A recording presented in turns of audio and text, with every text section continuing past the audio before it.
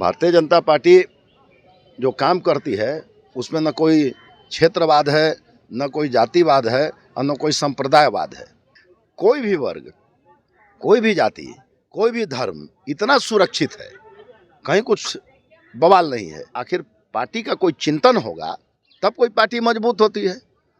अब इनका कोई चिंतन नहीं है, एक तो होता नहीं है कि भाई कुछ है नहीं, चले हैं पहाड़ से टक्कर लेने के लिए। 24 के चुनाव में जितनी सीटें हैं ना बीजेपी की, आप देखिएगा कि और कम से कम 30-40 सीट बढ़ जाएगी और इन लोग का सबका मिजाज ठीक हो जाएगा। बिहार के सीएम नीतीश कुमार के बेहद करीबी कल तक रहने वाले रणवीर नंदन आज बीजेपी में शामिल हो गए हैं। खुद बातचीत करने के लिए हमारे साथ पूर्व एमएलसी भी है रणवीर नंदन। क्या कहेंगे, कल तक नीतीश के करीब थे, आज बीजेपी में शामिल हुए, कैसा लग रहा है?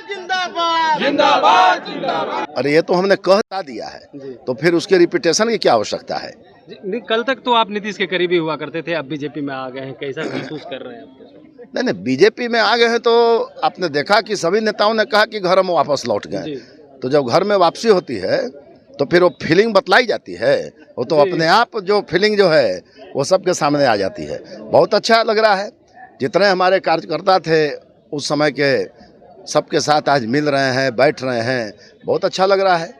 आपने कहा कि जब अब जदयू से अलग हुए हैं तो बहुत सारा पोल खोलेंगे, क्या क्या रखते हैं? नहीं, हमने कहा कि ये सब हमने कभी नहीं कहा है पोल खोलेंगे और कुछ करेंगे। ये सब हमने कहा कि भारतीय जनता पार्टी का जो प्रोग्राम्स चल रहा है, जो भारतीय जनता पार्टी ने कार्यक्रम किया, कर रहे हैं, भविष्य में जो करेंगे, वह जनता के हित में वो पार्टी काम करती है।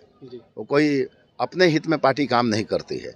और जो पार्टी इस तरह के ख्यालात को लेकर काम करती है, इस तरह से सिद्धांत को लेकर काम करती है, तो निश्चित रूप से वही रियल पॉलिटिकल पार्टी वो है। भारतीय जनता पार्टी जो काम करती है उसमें न कोई क्षेत्रवाद है, न कोई जातिवाद है और न कोई संप्रदायवाद है। ये लोग जो करते हैं इतना, आप देखिए कि माननीय नरेंद्र मोदी जी भारत के प्रधानमंत्री हैं। कोई भी वर्ग, कोई भी जाति, कोई भी धर्म इतना सुरक्षित है, कहीं कुछ बवाल नहीं है। तो इसलिए भारतीय जनता पार्टी अभी विश्व की बहुत बड़ी पार्टी है, सबसे बड़ी पार्टी है। इतने इसके कार्यकर्ता हैं, तो निश्चित रूप से आखिर पार्टी का कोई चिंतन होगा तब कोई पार्टी मजबूत होती है। अब इनका कोई चिंतन नहीं है, एक तो होता नहीं है कि भाई कुछ है नहीं, चले हैं पहाड़ से टक्कर लेने के लिए। तो भाई पहाड़ के साथ थे, बीजेपी बाहर है, आप ठीक थे, अब पहाड़ के साथ अब नहीं है तो आप ठीक नहीं है। जनता कहाँ आपको कमिट कर रही है? पार्टी पहाड़ है, किसी कोई भी जो ऐसे एकदम भारतीय मतलब कोई, मैं जब पार्टी में आया हूँ तो मेरा कमेंट वो नहीं है। निश्चित रूप से भारतीय जनता पार्टी आज के डेट में पूरे देश के सभी बूथों पर है, इसमें तो कहीं दो मत नहीं है, इसमें तो कहीं दो मत नहीं है। तो जो पार्टी देश के सभी बूथों पर है तो निश्चित रूप से वो पहाड़ होगी ना।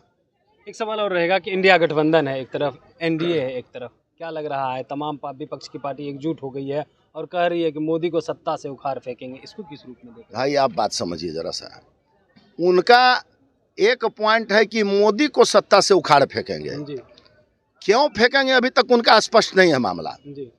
मोदी जी ने देश हित में इतना काम किया, राष्ट्र हित में इतना काम किया, इतना विकास किया। खैर अब उसका एनसाइक्लोपीडिया हम आपको नहीं बता सकते हैं जितना उन्होंने काम किया, और इन्होंने अपने अपने स्टेट में कैसा काम किया, यही आकलन इन लोगों के कारण भारत की जनता लगा रही है। और भारत की जनता का मानना ही है कि इस देश को, इस भारत माता को यदि विश्व माता का दर्जा दिलाना है तो नरेंद्र मोदी जी का रहना आवश्यक है।